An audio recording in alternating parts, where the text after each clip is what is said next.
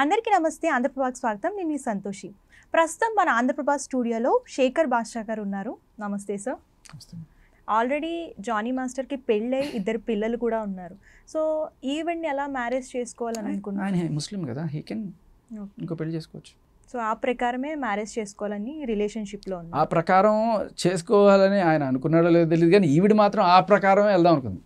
Okay, being a Muslim he can, ఆయనకి ఆ idea ఉండొచ్చు. కానీ ఈవిడ హిందువే కదా, మరి ఈవిడికి ఆ ఐడియా ఎలా వచ్చిందో తెలియదు. వీళ్ళ అమ్మతో పురమాయించింది. వీళ్ళ అమ్మ వెళ్ళి డిస్కషన్ పెట్టింది. మౌలానా సాబ్ ఏంటి, ఆయన 2వ పెళ్లి చేయొచ్చు కదా, ఏంటి మా అమ్మాయి తట్టుకోలేకపోతుంది.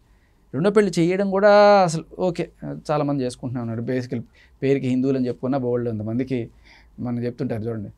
2 టౌన్ ఎస్ఐ గారి 2వ భార్య 1వ భార్య రెగ్యులరే కదా మనం చూస్తున్నది.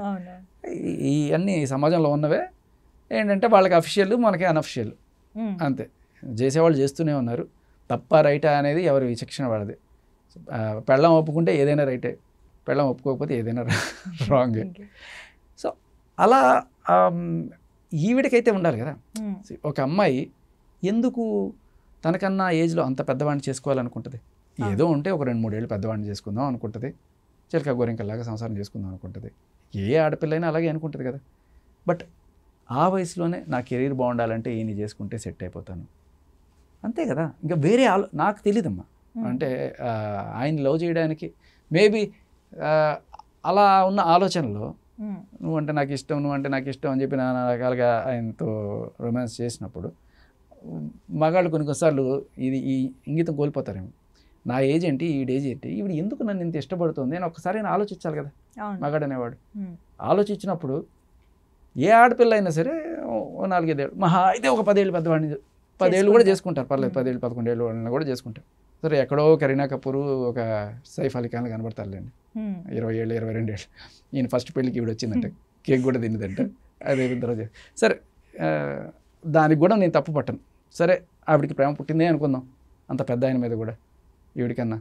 కానీ జనరల్గా ఏమనిపిస్తుంది, ఇప్పుడు వచ్చి ఈ మాటలు చెప్తే అప్పుడు ఏమనిపిస్తుంది, ఈ అమ్మాయికి కెరీర్ కోసం ఆయన పటాయించింది అని చెప్పి అనిపిస్తుంది. ఎందుకంటే క్లియర్ కట్ రికార్డ్స్ ఉన్నాయి. ఆయన నాకు గుర్తొస్తారు, బర్త్డేకి గుర్తొస్తారు, జనవరి 1st గుర్తొస్తారు, వ్యాలంటైన్స్ డే గుర్తొస్తారు, ఆయనకి నేను ఆ గిఫ్ట్లు ఇచ్చాను. ఇవన్నీ టార్చర్ అమ్మా, ఇవన్నీ హెరాస్మెంటా? ఇన్ని చెప్తుంది ఆ అమ్మాయి. ఇవన్నీ మళ్ళీ పెట్టి వీడియోలు పెడుతుంది, పెట్టి ఇదిగోండి అని చెప్పి ఆయనకి గుర్తొచ్చేట్టు. వద్దు అనుకుని విడిపోయినా మేబీ 1 సంవత్సరం 2 సంవత్సరాలు ఆల్మోస్ట్ విడిపోయిన తర్వాత కూడా ఆయన్ని రెచ్చగొట్టే రకంగా మీకు కొంచెం చూపిస్తాను.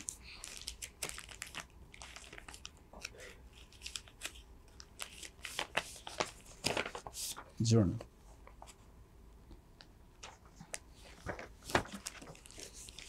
చూడొచ్చు. అక్కడ మీకు ఏం కనబడుతుంది? లాకెట్, దాని మీద జే జానీ మాస్టర్ అది పెట్టి ఆవిడ కింద అక్కడ లొకేషన్ కనబడుతుంది. మన ఏంటది సస్పెన్షన్ బ్రిడ్జ్, అదేంటంటే లండన్. ఆవిడ ఇక్కడ లేదు, జానీ మాస్టర్ ఇక్కడ ఉన్నారు.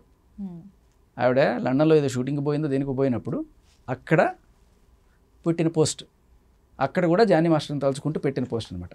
సో అది హెరాస్మెంటా అంటే, ఇలా పెట్టండి, ఈ ఫోటో పెట్టమని చెప్పి జానీ మాస్టర్ హెరాస్ చేశారు ఏవండి. ఇంకా చాలానే ఉన్నాయి ఇట్లాంటివి. ఇష్టంతోనే పెట్టినట్టు. ఇష్టమే. ఇప్పుడు వచ్చి ఈ డ్రామా అంతా ఎందుకు అంటే, నువ్వు నన్ను కష్టపెట్టావు కాబట్టి కథ అంతా మార్చేస్తాం.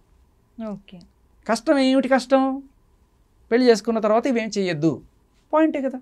ఆయనకి ఇష్టం లేదు, ఆయన భార్య లాంటివి చేయడం ఇష్టం లేదు అనుకుందాం, fine.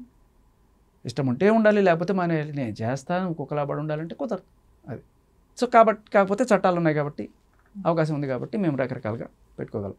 So thank you sir, మంచి ఇన్ఫర్మేషన్ ఇచ్చారు. మీ విలువైన సమయాన్ని మా కోసం వెచ్చించి.